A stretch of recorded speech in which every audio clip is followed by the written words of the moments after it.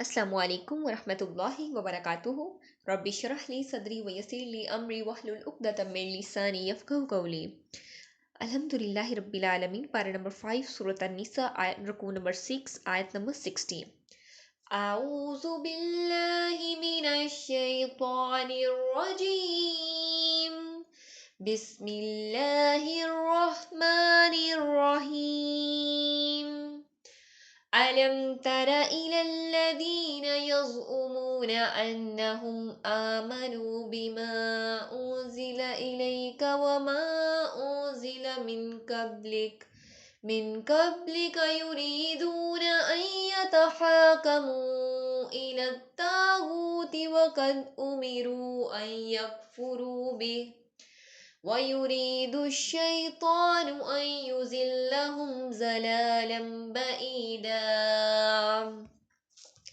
کیا تم نے ان لوگوں کی طرف نہیں دیکھا جو دعویٰ کرتے ہیں کہ یقیناً وہ ایمان لائے اس پر جو آپ پر نازل کیا گیا اور اس پر بھی جو آپ سے پہلے نازل کیا گیا؟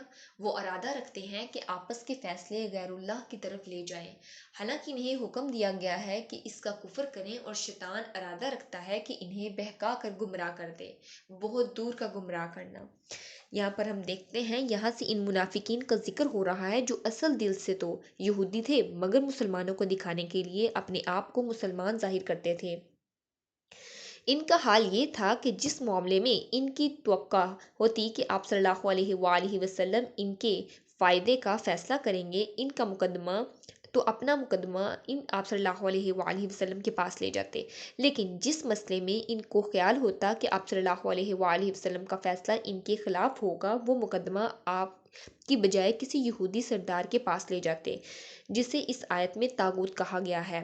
منافقین کی طرف سے ایسے کئی واقعات پیش آئے تھے جو متعدد روایات میں منقول ہیں۔ طاغوت کے لفظی معنی ہے نہایت سرکش، لیکن یہ لفظ شیطان کے لیے بھی استعمال ہوتا ہے اور ہر باطل کے لیے بھی۔ یہاں اس سے مراد وہ حاکم ہے جو اللہ رب العزت اور اس کے رسول صلی اللہ علیہ وآلہ وسلم کے احکام سے بے نیاز ہو کر یا ان کے خلاف فیصلہ کرے۔ آیت نے واضح کر دیا کہ اگر کوئی شخص زبان سے مسلمان ہونے کا دعویٰ کرے لیکن اللہ اور اس کے رسول صلی اللہ علیہ وآلہ وسلم کے احکام پر کسی اور قانون کو ترجیح دے تو وہ مسلمان نہیں رہ سکتا۔ یہاں پر ہم دیکھتے ہیں کہ اہل کتاب جو مدینہ میں رہتے تھے، یعنی کہ یہاں پر یہود کی طرف اشارہ ہے، جب آپس میں جھگڑا ہوتا تو وہ چاہتے کہ فیصلہ طاغوت کے پاس جائے۔ مدینہ میں آپ صلی اللہ علیہ وآلہ وسلم کے جانے سے پہلے کوئی اسٹیٹ نہیں تھی، کوئی ریاست نہیں تھی۔ آپ صلی اللہ علیہ وسلم کے جانے سے پہلے ہر کسی نے اپنا سربراہ مقرر کر رکھا تھا۔ اوس اور خزرج لڑتے رہتے تھے، اب اس بات پر پہنچے تھے کہ عبداللہ بن ابی کو مشترکہ سردار بنا لیں۔ اتنے میں آپ صلی اللہ علیہ وآلہ وسلم مدینہ تشریف لے آئے۔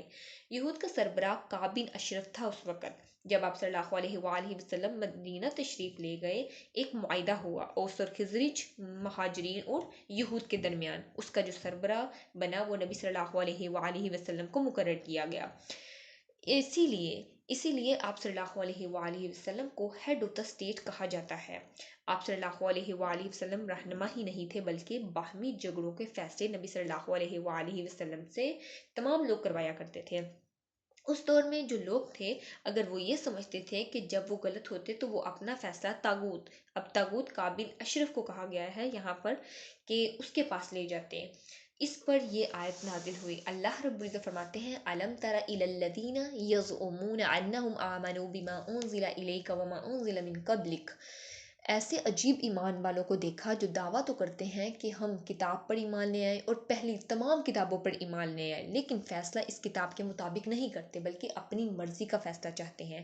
یہ آیت ان لوگوں کے بارے میں نازل ہوئی جو اپنا فیصلہ یہودیوں یا قریش کے سرداروں کی طرف لے جاتے تھے، ٹھیک ہے۔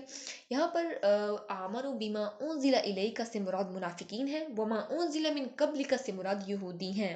مدینہ کے ابتدائی زمانے میں اختلافی معاملات کے فیصلے کے لیے دو عدالتیں پائی جاتی تھیں۔ پہلی تو یہ کہ یہودی سردار، جو پہلی ریاست تھی وہ یہودی سرداروں کی تھی، اور دوسری جو ریاست تھی وہ آپ صلی اللہ علیہ وآلہ وسلم کی عدالت جو ہجرت کے بعد قائم ہوئی تھی۔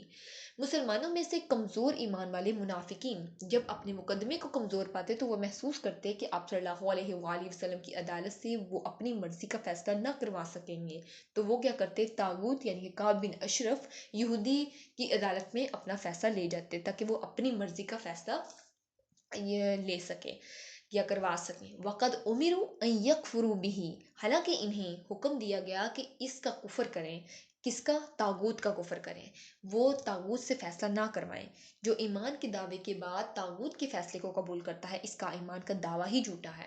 اللہ رب العزت اور اس کے رسول صلی اللہ علیہ وآلہ وسلم کے فیصلے پر راضی نہ ہونا اور کسی طاغوت کے فیصلے پر راضی ہونا یہ کفر ہے۔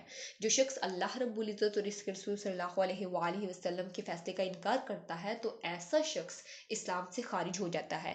اللہ رب العزت فرماتے ہیں وَيُرِيدُ الشَّيْطَانُ أَن يُضِلَّهُمْ ضَلَالًا بَعِيدًا، شیطان یہ چاہتا ہے کہ ان کے اور حق کے درمیان دور کی مسافت ہو جائے۔ شیطان یہ چاہتا ہے کہ لوگ ایمان کی حدود اور شرائط سے نکل جائیں، اس لیے اللہ رب العزت نے اس چھپی ہوئی حقیقت کو کھول کر لوگوں کے سامنے رکھ دیا تاکہ جو لوگ بظاہر ایمان کا دعویٰ کرتے ہیں حقیقتاً یہ یہود ہیں، یہ مسلمانوں کو نقصان پہنچاتے ہیں، تو اللہ رب العزت نے مسلمانوں کو اس پر اویئرنیس دی کہ آپ لوگوں نے ان کی باتوں میں نہیں آنا۔ اللہ رب العزت سے دعا ہے کہ اللہ رب العزت ہمیں دین کو سمجھنے کی توفیق عطا فرمائے، ہمیں دین کی سچی سمجھ نصیب فرمائے، اس پہ خود بھی عمل کرنے اور دوسروں تک بھی دین کا پیغام پہنچانے کی توفیق عطا فرمائے۔